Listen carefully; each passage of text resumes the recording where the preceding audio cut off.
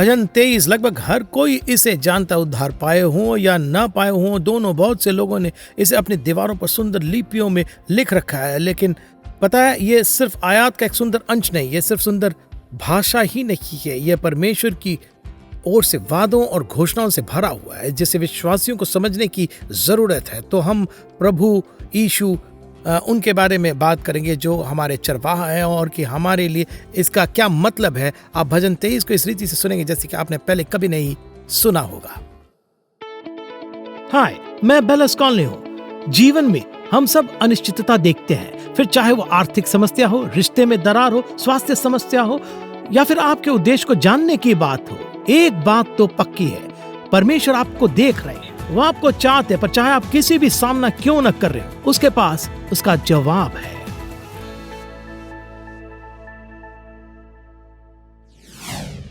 यीशु ने यूहन्ना 10:11 में कहा, अच्छा चरवाहा मैं हूं।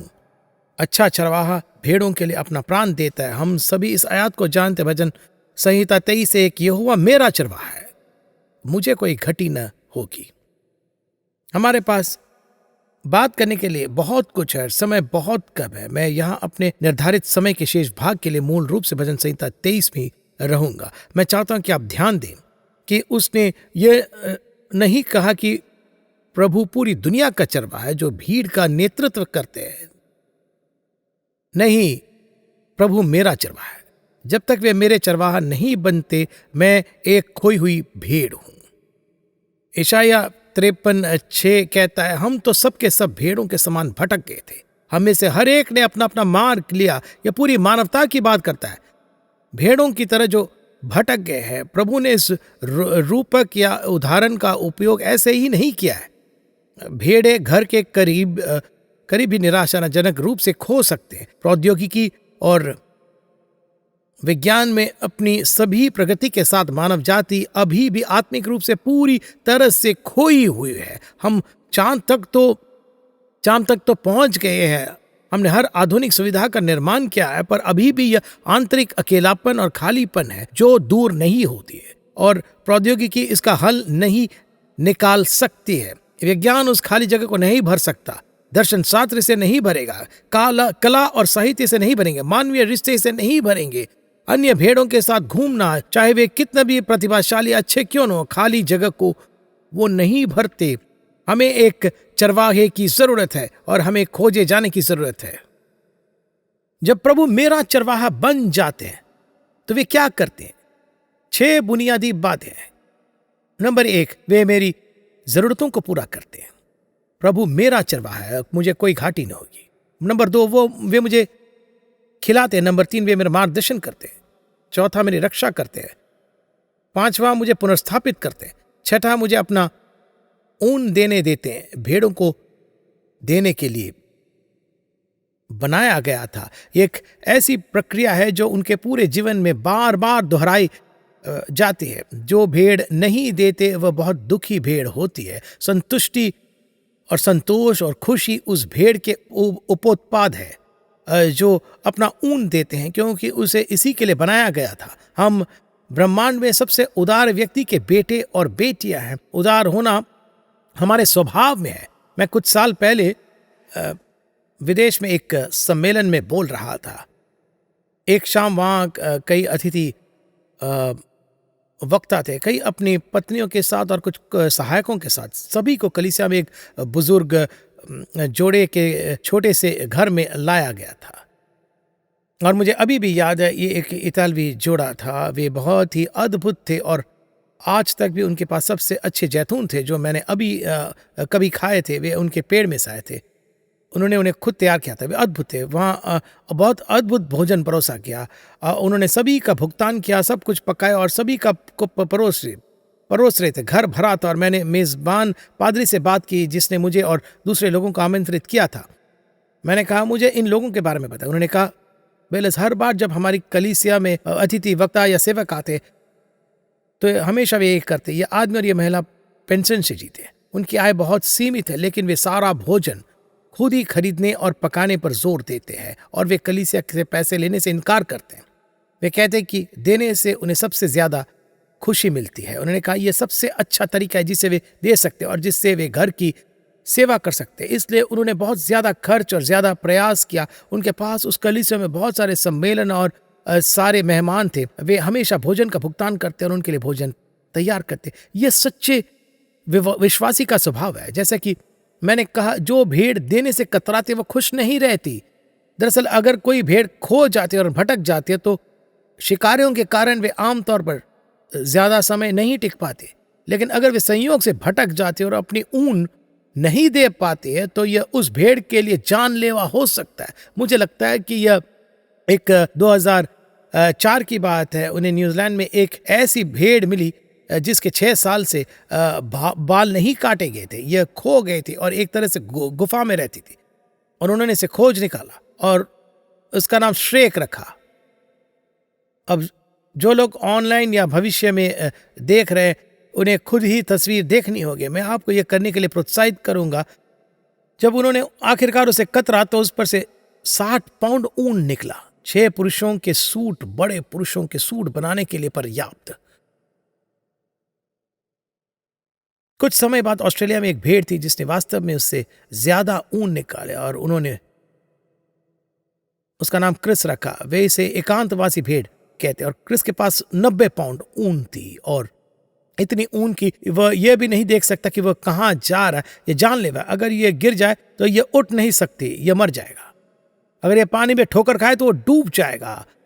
वे हमेशा परजीवियों और उन परजीवियों द्वारा लाई गई बीमारियों से भरे रहते हैं। अब भेड़ें कतरे जाने से खुश होते हैं। वे देने के लिए बनी है, नहीं तो यह जानलेवा है। और जब वे नहीं देती तो यह बीमारी लाती है। जब वे नहीं देती है तो यह परजीवियों को लाती है। जो विश्वासी उदार नहीं है और नहीं देता है, वह अपने जीवन में परजीवियों को आमंत्रित करता है। वे अपनी आत्मा में बीमारी को आमंत्रित करते हैं। प्रभु हमारे चरवाहा है और वे हमसे उदारता की मांग करते हैं। वे हमें उदार बनने के लिए प्रेरित करते हैं। यह उनका स्वभाव है और यह हमारा स्वभाव भी है। यह हम यहाँ भजन संहिता 23:1-3 पढ़ रहे हैं। कहता है, यहोवा मेरा चरवाहा है, मुझे कुछ घटी न होगी। वह मुझे हरी हरी चराइयों में बैठाता है। वह मुझे सुखदाई जल के झरने के पास ले चलता है। वह मेरे जी ले आता है। धार्मिकता के मार्गों में वह अपने नाम के निमित्त मेरी अगुवाई करता है। दूसरी बात जो वे कहते हैं कि वह मुझे खिलाना, वह मुझे हरी भरी चरगाहों में लिटाते हैं। यही भेड़ें चरती है। मैं हरी भरी चरगाहों में भागता हुआ नहीं जाता जहां से मैं कुछ खा सकता हूं। वे मुझे वहां लिटाते हैं। यह तभी होता है जब भेड़ें अपना पेट भर लेती है। भेड़ जब पानी पीकर खा लेती है तो वह लेट जाती है और जुगाली करती है।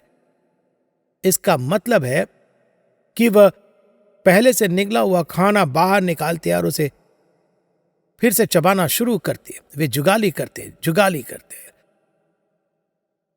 यह मनन का एकदम सही तस्वीर है। मनन करें। जब मैं परमेश्वर के वचन पर मनन करता हूं तो इसका मतलब आराम करना, चिंतन करना, विचार करना, किसी चीज पर बार बार विचार करना। दरअसल इब्रानी शब्द सनन का शाब्दिक अर्थ है बुरबुराना या बड़बड़ाना, बार बार अपने आप से ऊंची आवाज में बात करना।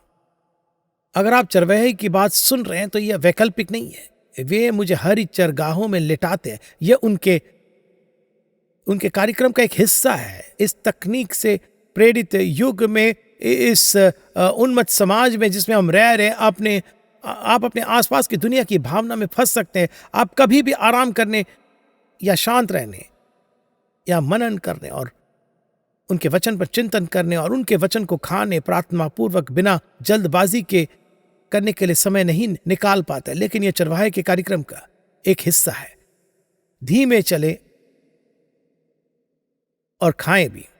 भजन 1:1-2 से इन आयतों को सुने। क्या ही धन्य है वह मनुष्य जो दुष्टों की योजना पर नहीं चलता और न पापियों के मार्ग में खड़ा होता और न ठट्टा करने वालों की मंडली में बैठता, परंतु ये तो यहोवा की व्यवस्था से प्रसन्न रहता और उसकी व्यवस्था पर रात दिन ध्यान करता रहता है। दिन रात वचन पर मनन करने का क्या परिणाम होता है? आया 3, वह उस वृक्ष के समान है जो बहती पानी की धाराओं के किनारे लगाया गया है और अपनी ऋतु में फलता है और जिसके पत्ते कभी मुरझाते नहीं, और जो कुछ वह पुरुष करे वह सफल होता है। और परमेश्वर के वचन पर विश्राम करने, चिंतन करने और उस पर मनन करने का परिणाम हमें दृढ़ और स्थिर और फलदायी, जीवंत और समृद्ध बनाता है। यही इसका परिणाम है। बात यह है कि हमें इसे करने के लिए समय निकालना होगा, अन्यथा नहीं होगा। हम सभी जानते हैं कि यह सच है। तो कोई आपको फोन करता है, आज आप क्या करें? कुछ नहीं। अच्छा चलो कहीं चलते हैं। नहीं नहीं नहीं नहीं, आप समझ नहीं रहे।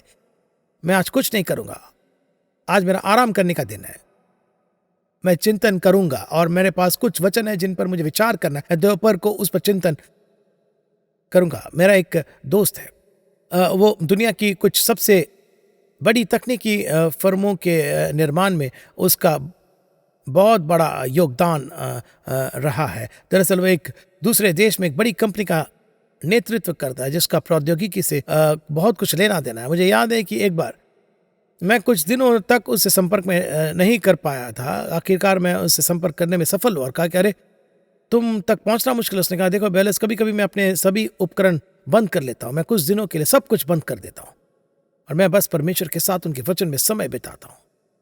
वे मुझे हरी भरी चराइयों में बैठा दे, वे मुझे खाना खिलाते हैं। जितना अधिक मनन करेंगे उतना ही कम दवा की आवश्यकता होगी। और ये बात बिल्कुल सच है।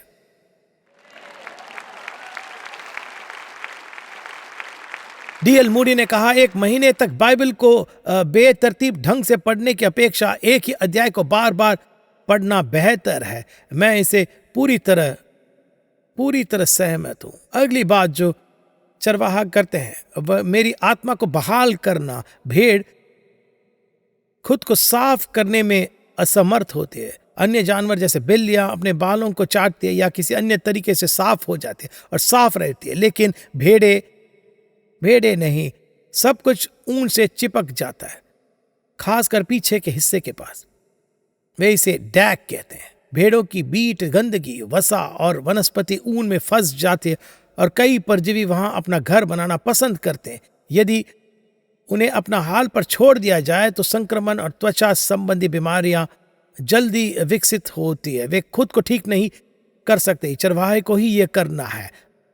दरअसल भेड़ों के देशों में अनिवार्य कानून है कि भेड़ों को साल में 1 या 2 बार धोया जाना चाहिए। भेड़ों को कीटनाशक और कव का नाशी के मिश्रण में डुबाया जाता है। मुद्दा यह है, यदि आपकी आत्मा जीवन की विपत्तियों से त्रस्त हो जाती है या आपने किसी अशुद्ध चीज को अपनी आत्मा से चिपकने दिया है, तो चरवाहा और केवल चरवाहा ही आपको बहाल कर सकते हैं, कोई दूसरा व्यक्ति नहीं। और बहाली का कोई और तरीका भी नहीं। कुछ लोगों को बहाली की बहुत जरूरत होती है क्योंकि आपकी आत्मा थकी हुई है, बोझिल और डरी हुई होती है। मेरे पास आपके लिए कुछ शब्द है, गति धीमी करें।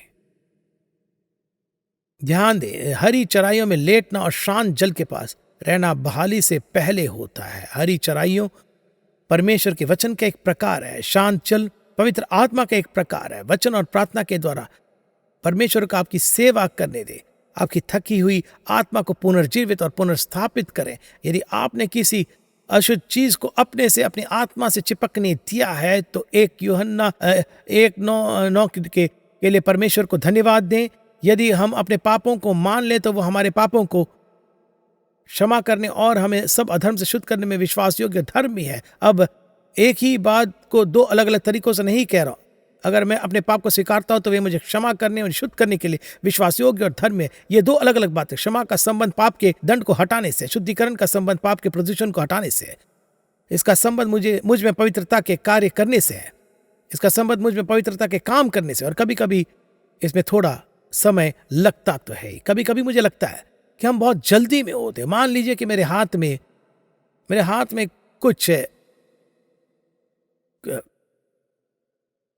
कुछ है और मेरे हाथ में किसी तरह का फोड़ा या घाव है, तो मैं जाता हूं और उसका इलाज करवाता हूं। डॉक्टर उसका पूरा इलाज करता है, लेकिन फिर मैं उस पर एक गंदी आस्तीन चढ़ा देता हूं। वही गंदी आस्तीन जो मैं पहनता आया हूं, बिल्कुल गंदी। बहुत संभावना है कि वह घाव फिर से उभरेगा और बहुत जल्द मुझे डॉक्टर के पास वापस जाना होगा, उसका इलाज करवाना होगा। अपने कपड़े बदलने के लिए समय निकालें, अपने पाप को स्वीकार्य सोच को बदलने के लिए आप समय निकालें, अन्यथा आप बार बार एक ही पाप के लिए वही स्वीकारोक्ति दोहराते रहेंगे। कभी कभी हम बहुत जल्दी में होते हैं और परमेश्वर हमारे भीतर एक गहरा और अधिक गहन कार्य करना चाहते हैं। और मुझे यकीन है कि यहाँ कोई ऐसा व्यक्ति है जो सोच रहा होगा कि ठीक है पासवान, ये बहुत बढ़िया, लेकिन जरा रुकिए, क्योंकि आप किसी चीज को अनदेखा कर रहे हैं। पहली आयत में लिखा है कि यहोवा मेरा चरवाहा है, मुझे कोई घाटी ना होगी। इसका मतलब है कि कोई कमी नहीं होगी। यह मेरा अनुभव नहीं रहा है। सबसे पहले मुझे लगता है कि इस तथ्य से जुड़ा है कि ये एक भेड़ को अपनी ऊन देने के लिए तैयार रहना चाहिए। उदार आत्मा समृद्ध बनते हैं, जो दूसरों को सींचता है उसे खुद भी सींचा जाएगा। लेकिन फिर हम ये भी पढ़ते हैं इसके ठीक बाद उसने कहा है कि मुझे कोई घटी न होगी। दूसरी आयत में उसने कहा वो मुझे शांत जल के पास ले जाता है। तीसरी आयत में वह मुझे धार्मिकता के मार्ग पर ले जाता है। मेरी जरूरतें पूरी होना मेरे द्वारा उनकी अगुवाई का अनुसरण करने पर आधारित है। वे हमें कैसे ले जाते हैं? वही रूपक वचन के माध्यम से और आत्मा के माध्यम से। वे मुझे हरी चरगाहों में ले जाते हैं। परमेश्वर हमें वचन के माध्यम से ले जाते हैं।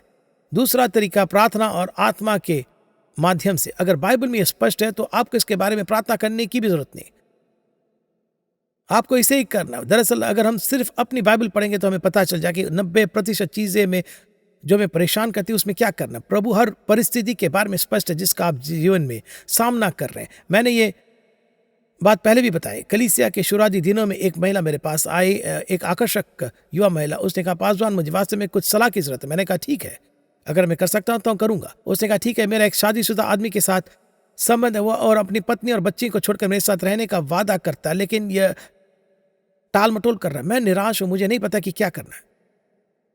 मैंने कहा ठीक है, इसे रोक दो। 10 आज्ञाओं में से एक है कि तुम व्यभिचार नहीं करोगी।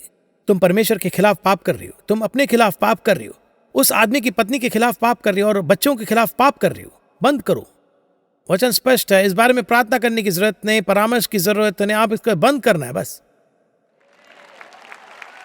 यदि वचन में स्पष्ट है तो बस करो। और एक और कहानी, और आपने मुझे इसे साझा करते हुए सुना होगा। जेनेट और मैं हाल ही में विवाहित हुए थे। हम एक छोटे से अपार्टमेंट में रहते हैं। एक सहाय पादरी था और इस आदमी ने वो पूछा कि क्या वो आ सकता है, तो वो अपार्टमेंट में आया और मैं शायद आधा घंटा अपनी बाइबल पढ़ रहा था। मैं सोफे पर बैठा और ये अंश, ये खंड बस मेरे सामने आया। ये वास्तव में मुझसे बात कर रहा था। वो अंदर आता कहता है ओ मुझे बहुत खुशी है और मुझे आपसे मिल रहा है, क्या आप मुझसे मिले? बात यह है कि वह काम पर अपने हाथ साथ होने वाली कुछ बकवास के बारे में बात कर रहा है। वो कहता है कि वह मेरे साथ ऐसा कर रहा है, वैसा कर रहा है। मैंने कहा ये आपके दिमाग को हिला देगा। मैंने कहा देखो, मैं इसे अभी पढ़ रहा था और मैंने कहा पढ़ो। उसने बाइबल लिए कहा कि ये आश्चर्यजनक, यही मैंने अभी आपसे कहा, मैंने इस शब्द का इस्तेमाल भी किया, यही तो हुआ। मैंने कहा पढ़ते रहो। तो वो कुछ और आयतें पढ़ता कहता है मैं ये नहीं कर सकता। मैंने कहा लेकिन यहाँ यही लिखा है, जब ये होता है तो हम इस तरह से प्रतिक्रिया करते हैं। उसने कहा मैं ये नहीं कर सकता। मैं कहा मेरे पास तुम्हारे लिए और कुछ नहीं है। मैंने कहा प्रभु कहते हैं कि जब ये होता है तो हमें यही करना है। मैं इसे कभी नहीं भूलूंगा। उसने बाइबल को जोर से बंद किया, खड़ा हुआ और कहा मैं इसे सुनने के लिए यहाँ तक नहीं आया हूँ। वो बाहर चला गया और हमारे अपार्टमेंट का दरवाजा बंद कर लिया। मुझे नहीं लगता उसके बाद वो कभी कलीसिया भी आया। अगर यह पुस्तक में है तो करें। बस प्रभु के पास लगभग हर चीज के बारे में कहने के लिए बहुत कुछ है, लेकिन कुछ बातें ऐसी है जो शायद वचन में स्पष्ट रूप से संबोधित नहीं की गई है। जब ऐसा होता है तो प्रार्थना करें। वे हमें अपनी आत्मा के द्वारा मार्गदर्शन करते हैं। डेमस शेकरियन जो full gospel businessman's fellowship international के संस्थापक थे, एक परिचित थे। वे कोई दोस्त नहीं थे, मैं उन्हें अच्छी तरह से नहीं जानता था, पर हमने साथ में खाना खाया और कुछ बातचीत भी की। वे डाउनी कैलिफोर्निया में एक डेयरी वाले थे। उन्होंने डाउनी कैलिफोर्निया को मशहूर किया था। वे दुनिया में सबसे बड़े डेयरी झुंड, व्यक्तिगत रूप से स्वामित्व वाले डेयरी झुंड के मालिक थे। यहाँ और यहीं डाउनी कैलिफोर्निया में, न केवल कैलिफोर्निया में, न केवल यूएस में, बल्कि दुनिया में। फिर मांस और बहुत सारी अन्य चीज़ें बेचने लगे। वे डाउनी में नंबर 1 नियोक्ता थे। शकरियन का नाम आज भी उस शहर में बहुत सम्मान से लिया जाता है क्योंकि उन्होंने उसे बहुत ऊपर उठाया और बहुत काम किया। डेमस ब्रीडर के रूप में बैलों को चुनने के मामले में वो प्रसिद्ध थे। हर बार जब वे ब्रीडर के रूप में बैल खरीदते थे तो वे बहुत बढ़िया करते थे और सचमुच उस उद्योग में वे प्रसिद्ध थे। एक बार एक आदमी ने उनसे पूछा कि आप ये कैसे कर लेते हो, और डेमस ने कहा, अच्छा मेरे साथ एक व्यक्ति है, वे मेरे लिए उन्हें चुनते हैं और वे कभी चूकते नहीं। कहा कि मैं आपको उससे मिलवाना चाहूंगा। उस आदमी ने कहा बिल्कुल, और वह मुझे लगता है कि एक प्रतियोगी था एक दूसरे डेयरी से, तो वे साथ में लंच करते हैं और दूसरा आदमी इस जादुई आदमी के आने का इंतजार कर रहा था। कहता है मुझे लगा कि मैं इस व्यक्ति से मिलूंगा। डेमस ने कहा वे पहले से ही यहाँ है, उन्हें पवित्र आत्मा कहा जाता है। वे कहते हैं मैं प्रार्थना करता हूं और पवित्र आत्मा मेरा मार्गदर्शन करते हैं। फिर उसने उस आदमी को मसीह का उपदेश दिया और मुझे लगता है कि वह उसे पवित्र आत्मा के बपतिस्मा में ले गए। यीशु ने यूहन्ना 16 में कहा कि जब वह अर्थात सत्य का आत्मा आएगा तो तुम्हें सब सत्य का मार्ग बताएगा, क्योंकि वह अपनी ओर से न कहेगा परंतु जो कुछ सुनेगा वही कहेगा और आने वाली बातें तुम्हें बताएगा। इसे सुने। यह यूहन्ना 14:26 है।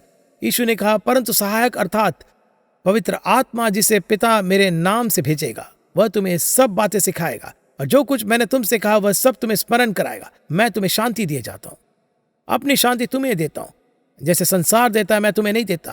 तुम्हारा मन न घबराए और न डरे।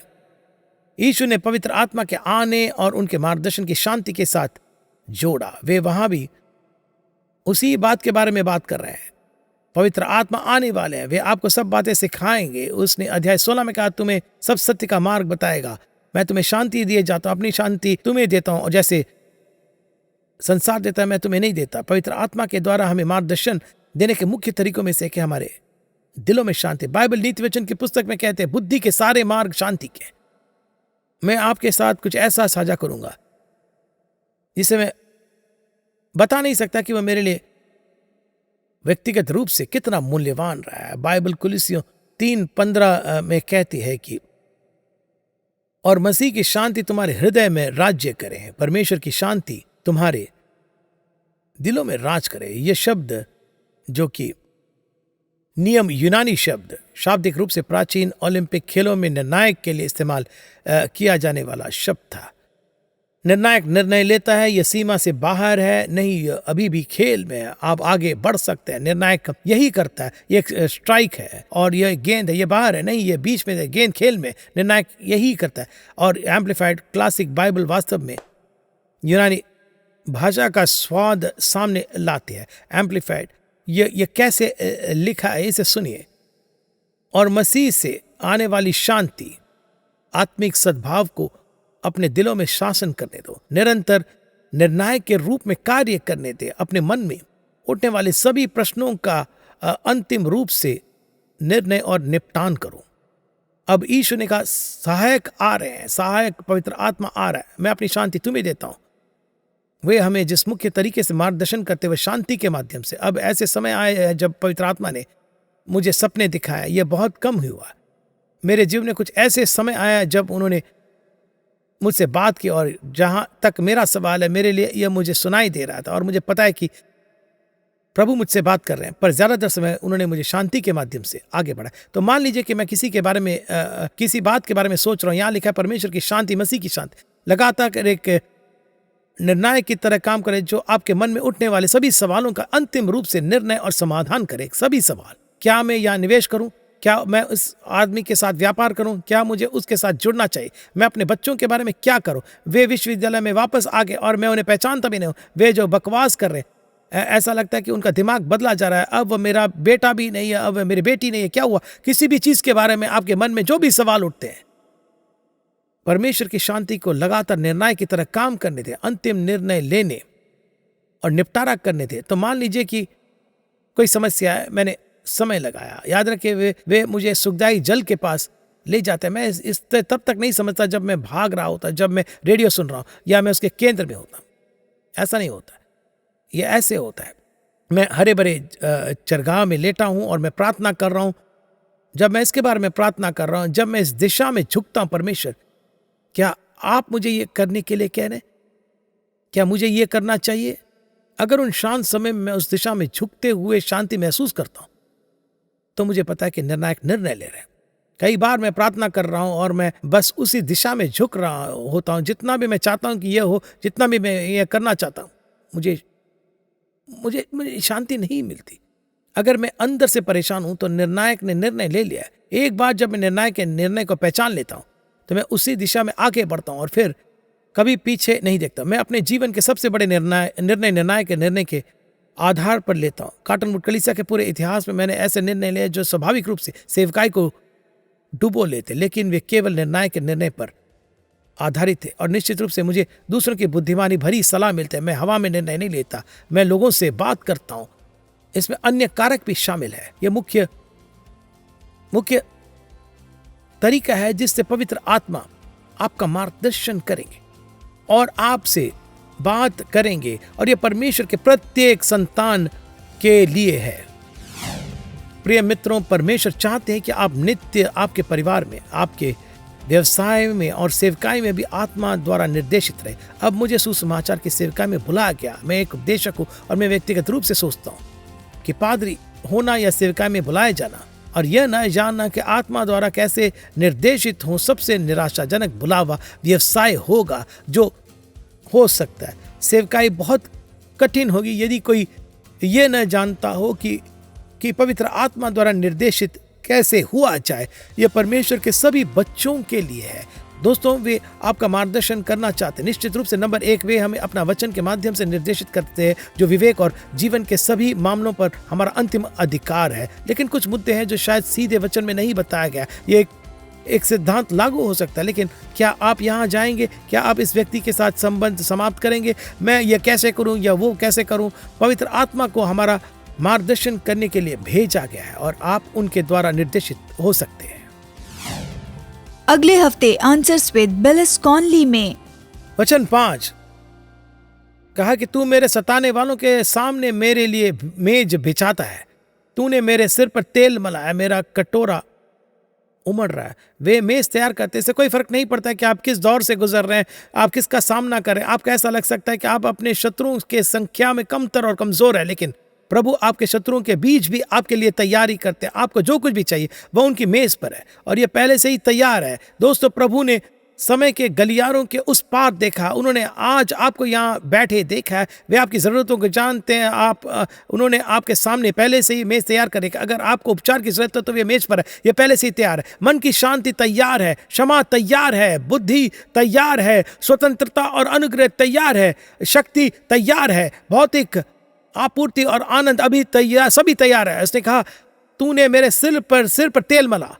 जब आप अपने घर में किसी सम्मानित अतिथि का सत्कार करते हैं तो आपके उनके साथ ऐसे ही करते हैं। यीशु शैमोन फरीसी के घर गए। यीशु ने उससे सबसे पहले यही कहा कि शैमोन, जब मैं आया तो तूने मेरे सिर पर तेल नहीं मला, लेकिन स्त्री ने मेरे पैरों पर सुगंधित तेल मलाया। मतलब कि यीशु हमें सिर्फ गूंगी भेड़ों की तरह नहीं मानते, वे हमारे साथ सम्मानित मित्रों की तरह व्यवहार करते हैं। यह बात मेरे लिए बहुत बड़ी है। मैं इसे समझ नहीं पाता। हम बिलिस कॉनली के मित्र और पार्टनर्स का धन्यवाद करते हैं जिनके द्वारा ये प्रोग्राम संभव हुआ है। अधिक जानकारी और प्रेरणा के लिए bilisconley.com पर जाइए।